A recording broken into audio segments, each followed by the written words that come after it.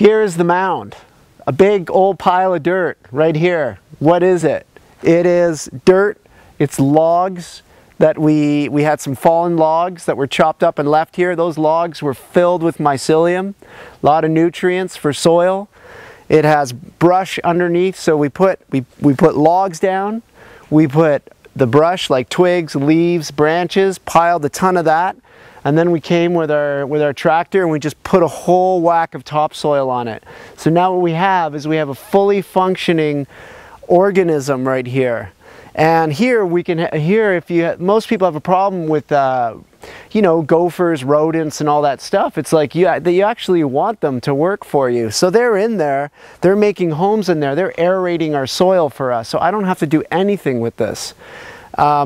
We planted arugula, we planted clover in there, we planted kale, we planted a lot of wildflowers. So eventually as the season gets on, you're going to see flowers and greens, and every time I come here I just pluck for my salad greens. And the great advantage of having this mound is that you always have all the nutrients you need. The mycelium is pushing up through, and what is it feeding is in this valley that we've created. This is the forest edge, and this is like forest edge gardening.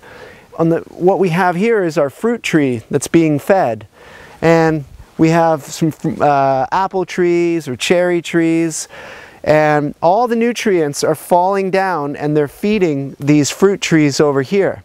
And I put rocks, if you've noticed, I have these rocks. Those are here on purpose. Nature uses those as heat sinks.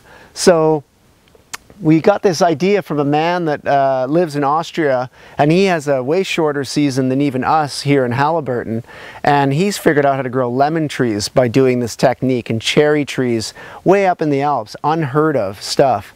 So I've mimicked some of that technique. So you got the sun trapping the heat, you've got the nutrients falling off into these valleys, and this is a whole heat bowl right here. So you got very fertile, nutrient rich. We got, look at this arugula, we've got kale.